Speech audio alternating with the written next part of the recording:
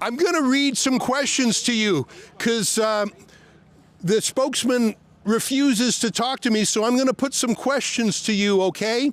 And feel free to answer any of the ones that you feel comfortable with. Can I ask you, who did the shooting? How many people did the shooting, and where did they come from? Were they police? Were they from the local gun club? Were they military? Do you know who did the shooting? Pardon me? What's that? Oh, I'd be extremely grateful if you would. She just said she's going to get the team leader to talk to me. Thank you very much. I would love to talk to the team leader. Wow, I did not expect that reply because I just heard from the police liaison team that the spokesman, who I think his name is Chris Clark, refuses to talk to me even on speakerphone. So I would love to talk to the team leader. Thank you very much, officer. I got a question for you. Do you think the team leader is actually going to talk to me? Well, I'm surprised that she didn't just roll up her window right away, but I'm a bit of a pessimist after everything that's happened here, Chris, and I don't think the team leader is going to talk to me. That's okay. I'm going to ask my questions nonetheless. I know you would too. All right, well, we'll wait a bit. If I was a betting man, I would bet that the team leader will not present, and if he does, it'll just be to say, I got nothing to say to you. Well, did the staff sergeant not speak to you the first time? I think yeah. You're one of the only people. It was right here, I believe, before I got here. Yeah, and I thought it was actually a very fair interview. I asked questions that I thought were real. They weren't attack questions, and I thought he answered probably half of them pretty well. Well, and those were the only answers that I've seen anyone give about anything really on the record. Do you follow what the CFIA is doing to see if there's anything that might be on its own illegal, or you just sort of, like you say, it's a CFIA operation, you don't really get involved? Like, because that seems to me that is mischief, that is beyond the scope of a search warrant, that's political, that's sneaky, and I mean, I don't know if the RCMP would abide that. Are you making sure that they don't take liberties, or is that just not part of your mandate here? Well, I think you need to look at the contents of the search warrant, because that may very well be part of it. I can't say. So that's something to look into. You know, as indicated, we're here to enforce the law. So certainly, if we were to witness an offense, then we would need to take action. Yeah, and I was saying to one of the police liaison officers, I said, look, in darkness, you know, theories and conspiracy theories flourish.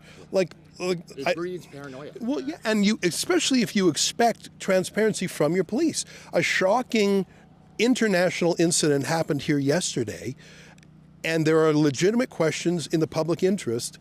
And the idea that the cops would talk to me quite candidly a few weeks ago, but today after the massacre they won't talk to me, is upside down. And I think it's part of a new strategy of provocation that I've seen them deploy against different people here. We'll see. She said she's going to get the team leader. I'm a skeptic, but I'm willing to wait. We'll have to speak to Chris Clark, the media liaison. Chris Clark. Yeah, he's back in Surrey. By email or by phone. Okay, so the team leader refused to come? You have to speak to Chris Clark. Well, would Chris Clark in Surrey know what the team leader just said to you? What did the team leaders say? All right, I'm going to continue reading my questions if you don't mind. Oh, you're rolling up the window. You're bravely rolling up the window. I knew it. I knew it. Are they all rolling up their windows? The back window is that. Oh my God, what? She rolled up her window. That's so symbolic. I'm going to ask my questions nonetheless. Sid Fizzard, by the way, from Rebel News is here, along with Drea. So, Sid, thanks for filming these. I'm going to ask these questions. I would ask them to the cops, but they bravely rolled up their windows. They bravely are hiding. The brave RCMP has bravely rolled up their windows. All right. So let's read some questions that I think are in the public interest. And you, Sid, tell me what you think. First question that I already put is, who did the shooting? I think that's relevant. Did they have the requisite licenses? Were they trained? Were they trained in killing animals? I mean, that's a very rare skill. It's not something that's done all the time. Were they military? Were they RCMP? And what firearms did they use? Did they use firearms appropriate for the project? I guess that's my second question. What weapon was used? What weapon did they use? I heard from people who heard the shots that they thought that perhaps different weapons were used. Was any pain relief done? Did they use tranquilizers or sedation first? Neither. Officer, did they use sedation first? That's a relevant question because the CFIA, the Canadian Food Inspection Agency, has a manual, believe it or not, in how to put down animals because they have to do that from time to time. And they recommend that that any animal be treated compassionately and either that they be tranquilized before killed or sedated. And I'm pretty sure that didn't happen. In fact, I know that didn't happen. I was also told that there was supposed to be a veterinarian on location. Let me ask that one now. I'm going to project. I'm going to use my outdoors voice. Was there a veterinarian here last night? Hey, Copper, was there a veterinarian last night? You can nod yes or no. Use your words. If not, just nod yes or no. Was a veterinarian here yesterday? I think she shook her head. I think one of the reasons that's relevant is because the court order by which the CFIA and the police are here required a veterinarian. And I don't think there was a veterinarian. Officers, was there any animal cruelty?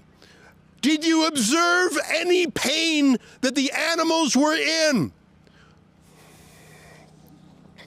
And the reason that's relevant is because that's against the law. We protect animals from animal cruelty in the criminal code, and just even if there was, even if this was an authorized cull, that it had to be done in a painless way, and even while executing these birds, the criminal code still applies to them. You cannot go in and massacre them. Officer, I have a question. Why was this done at night?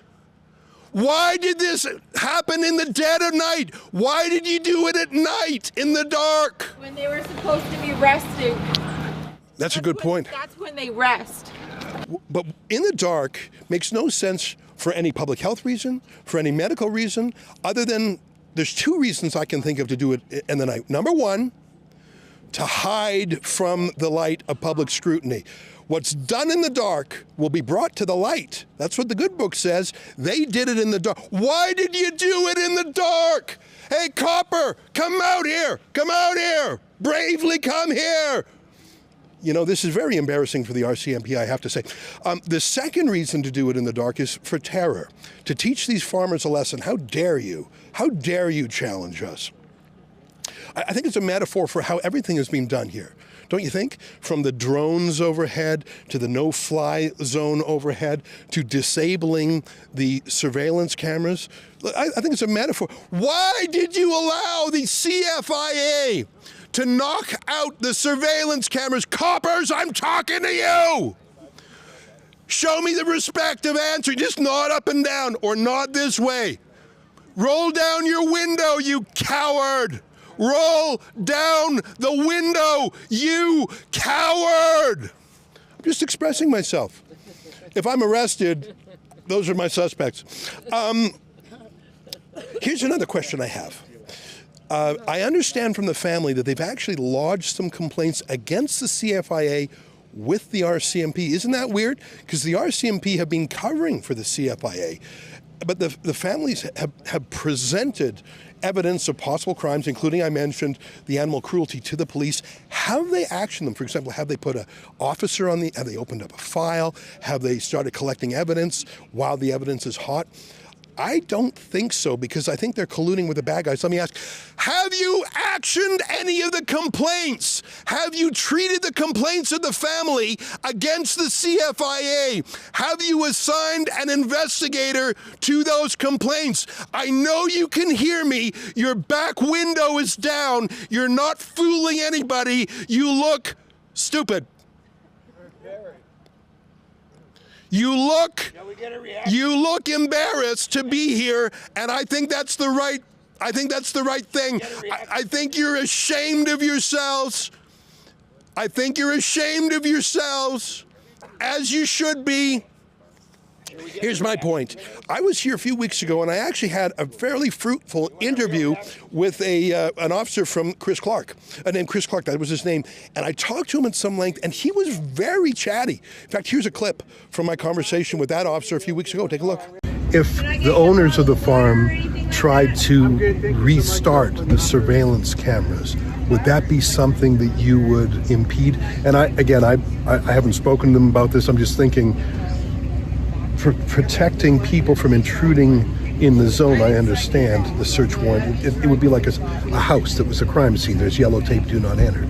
But when you deliberately take down security cameras, it's got nothing to do with a search warrant. That's got to do with being sneaky. Would you, as a police officer, stop the landowner from fixing those security cams? What do you mean, to enter onto the property? So this is all under. The property's secured now. It's under a search warrant. Got it. So they could go on without CFI approval. So, for example, one of the owners was allowed on the other day to visit one of the ostriches that's injured. Right. But that would be with CFI approval. So, not something for us to really speak to. Would you agree with me that he did a pretty good job? I mean, I came in with critical questions, but I asked them in my indoors voice, and he answered in his indoors voice, and the whole interview, I think, went about 13 minutes. I thought he did a pretty good job, honestly, of dispelling some myths and rumors. These guys here, but imagine this. So here we are, the day after the largest ostrich massacre in Canadian history. It's an international incident, not just a national incident. It's the largest police deployment in British Columbia right now. The entire world wants to know what the hell went on. And now they refuse to talk to the media. So they talked to me a few weeks ago when I was here, when really nothing was cooking. I don't know, I'm glad they did. But after the massacre, after the crisis, they got nothing to say? Let me put some more to these cowards here. And I'm using my outdoors voice so they can hear me, because they rolled up the window. And I'm a little bit mad. I'm 5% mad, and I'm about 90% projecting because they rolled up their window. And I'm actually embarrassed, because if this is Canada's finest, we're not doing so well, are we? Gee whiz, I wonder why it's hard to recruit police these days, eh? If you're a young man, when you say, Daddy, I want to grow up, when I grow up, I want to be a policeman. Why? You want to catch bad guys? You want to stop bank robbers? No. I want to run interference for a bunch of bureaucrats killing ostriches, Dad. That's why I want to go police school. All right, let me keep going here. Officers, I got a question for you. Who commanded the operation? Was it from here? Was it from BC? Or was this whole operation run out of Ottawa? Who's the boss? Who's the senior commander? What was his name? Was he with the RCMP? Or is the actual boss of things the food inspection bureaucrats? Who is your top boss? Do you even know? Yeah, you. Who's your boss? Who's the senior commander? Was he operating from out here in Surrey, or was he operating from Ottawa? Or was the power delegated to some health bureaucrat at the CFIA?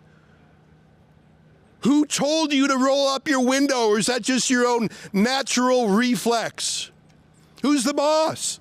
Don't you think that's important to know? And I think one of the reasons that's important is, was this being done by police who understand the basics about civil liberties and the criminal code, and they would know things like animal cruelty? Or was the police power actually delegated to these food bureaucrats who don't know the law, who don't know policing, who don't know even the principles of Robert Peel's principles of policing? You need the support of the community. You need to be transparent. You need to be seen to be nonpartisan. Our entire police system depends on Robert Peel's principles of policing. And however much you might dislike these people here, they are at heart cops. What I think is that it was not a police-led raid. I think it was commanded by the Theresa Tams of the public health food side of thing. I think bureaucrats who have never handled a gun, who have never been to the police academy, who don't know anything about the law, who don't give a damn about animal cruelty, I think they were the commanders. And I think that these cops allowed themselves to be run by the bureaucrats. Now, I don't know the answer to that. And this is a list of questions I would have put to Chris Clark had he shown up here. Now, I spoke to a police liaison named Anthony, and I said, can you call this officer and tell him I got fair questions and I'll publish his answers unedited? He got on the phone and he said, well, he's in Surrey. I said, no problem. I can do the interview by phone. No, I refuse. You refuse. Your literal job title is you are a media spokesman. This is the biggest police operation in British Columbia in 2025. You're running cover for an ostrich massacre that even has the attention of the U.S. cabinet. And today is the day you choose to be tongue-tied and mum? I do not accept that. I got a few more questions. Did the Army send a drone? I know the police had drones. We all know that. Did the Army send a drone? You can nod yes or no. Be a big boy. You can use your words or you can nod yes or no. Did the Canadian Forces supply a surveillance drone for your operation? Old man, I'm talking to you. Did the Army send a drone or not? You laughing? You're laughing? It's funny. It's funny, you coward. Roll down your window and come and answer, big boy. Come and answer, you coward. Did the Canadian Forces send a drone? Yes or no? Oh my God, what a PR disaster for these people. Unbelievable. Hey, I got a question. I mean, police have something called discretion. You know what I mean? When you're pulled over at the side of the road for speeding, that's the difference between police giving you a ticket or saying, oh, you be careful, I'll let you go with a warning this time. What's the difference between those two approaches? It's called discretion. The police can choose which way to go on that, based on their judgment, based on their assessment, based on information only they have. They can choose to let something go if they don't think it's in the public interest. That's the test. It's also the test the prosecution uses on whether or not to follow a charge, right? Is it in the public interest to proceed? Is it in the public interest for all these police to bend the knee to the Canadian Food Inspection Agency when they clearly do not have the public interest at hand and when they evidently are committing animal cruelty? There was no veterinarian there. They were shooting the ostriches. We don't know who. They were shooting them at night. I heard, and here's the shocking part, that there was another round of shootings in the morning when the sun was up. And I think it's sort of obvious what happened is they were shooting these birds at night, and then in the morning light, they must have seen some of these birds still twitching in pain, that they had spent the night in agony because they were shot, but they were not yet killed. And so there was another round of shootings. That's what I mean by operating in the dark. They operated in the dark not for reasons of logistics, not for reasons of safety, not for reasons other than to hide what they're doing. But that caused, apparently, birds to be in agony all night.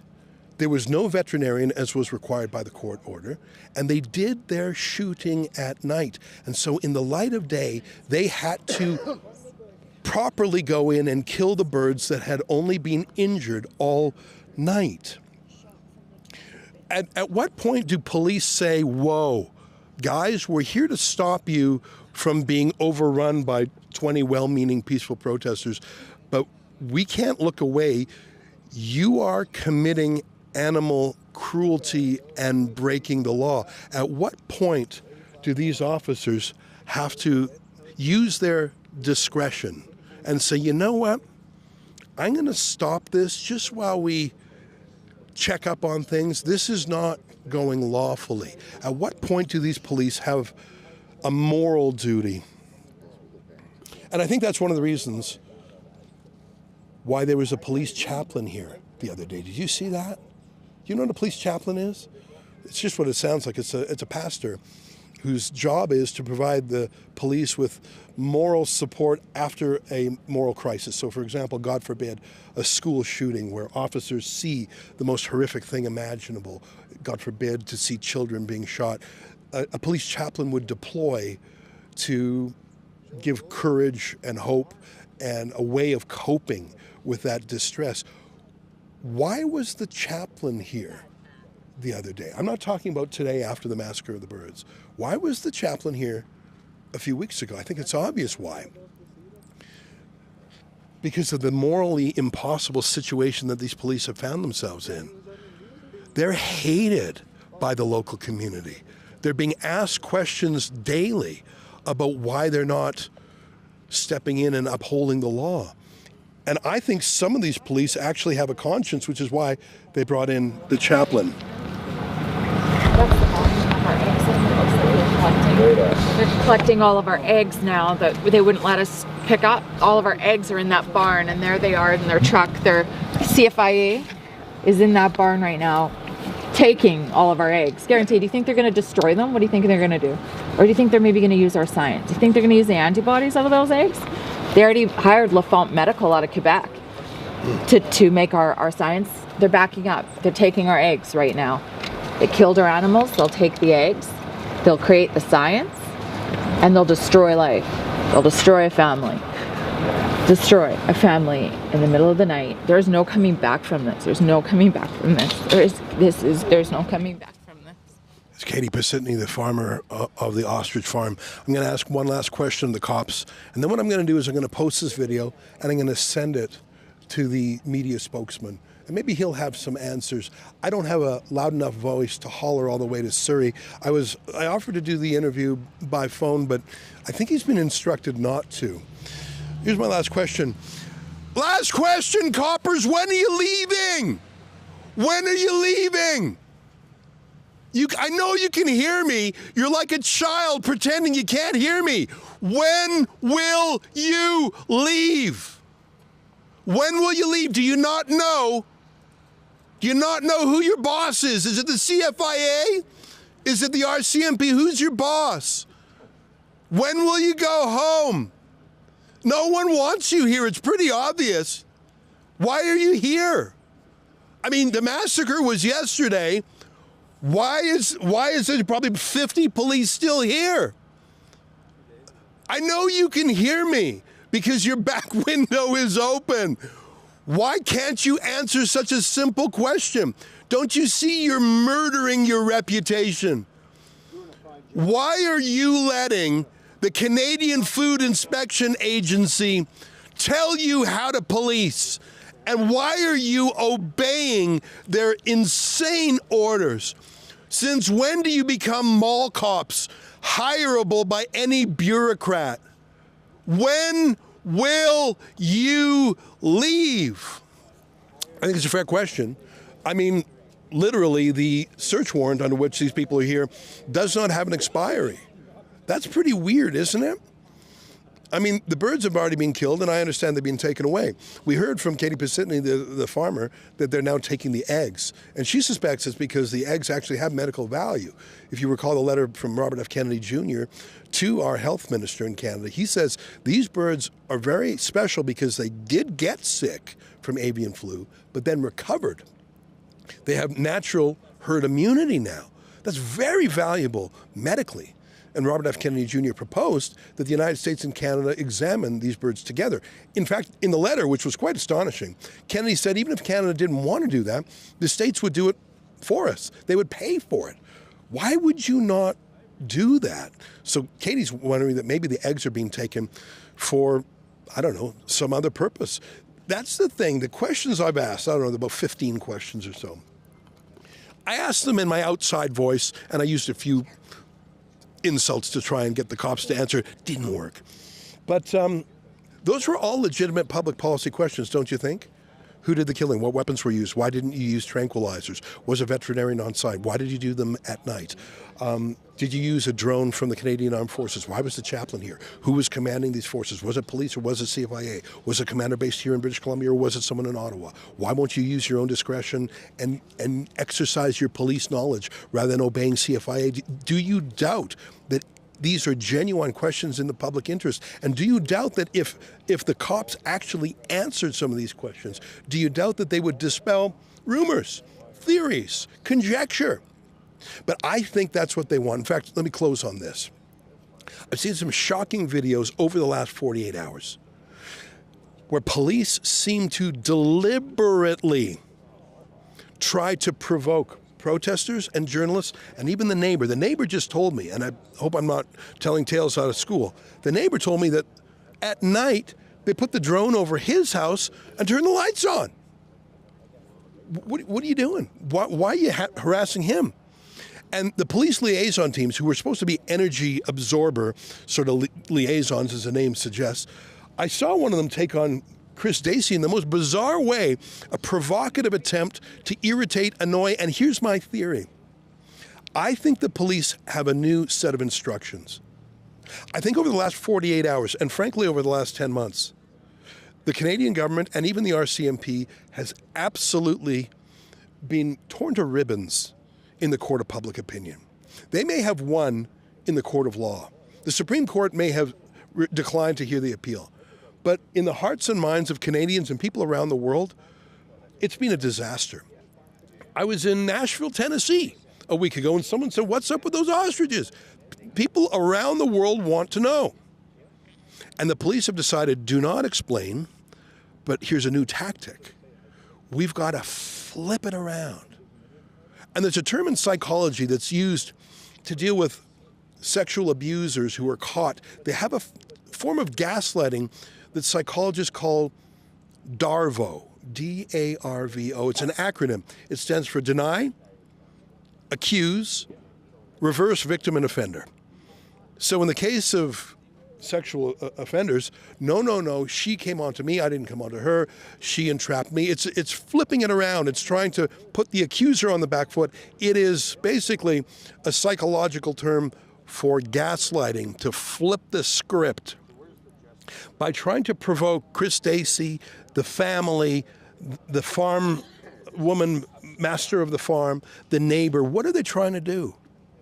They're trying to provoke an arrest. They're trying to provoke an incident so they can flip the moral script. So they can say, no, the problem isn't with the largest police deployment of 2025. The problem isn't the massacre of hundreds of birds that are scientifically healthy. The problem is those rabble. I believe that's what they were doing. They were trying to do a kind of switcheroo, and you know they would have had help from CTV, CBC, and the rest of the regime media. I got to tell you, I'm 53 years old, and for the first 4 decades of my life, you could call me an 11 out of 10 police supporter. 11 out of 10, every time. My faith in police started to be shaken a bit by what I saw them do during COVID. And what I see these police agreeing to do these past weeks, they've been here 6 weeks, these cops, has deeply eroded my belief in the RCMP. I know they're not all bad. I know that for a fact. But for them to preside over the shredding of the law here, for them to run cover for the Canadian Food Inspection Agency is so unacceptable that I think that the police are losing the trust of the people. I mentioned Robert Peel's Rules of Policing. Google it, read them. It's an easy read, it's a beautiful read. It explains that in a free and democratic society, the police must be with the people and the people must be with the police. And the police must be nonpartisan. People must trust the police. It's a beautiful system of policing that distinguishes itself from a police state. These police have violated Robert Peel's principles of policing.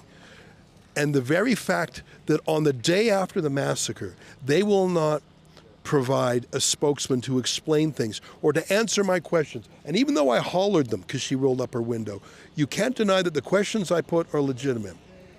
I think it's a disgrace.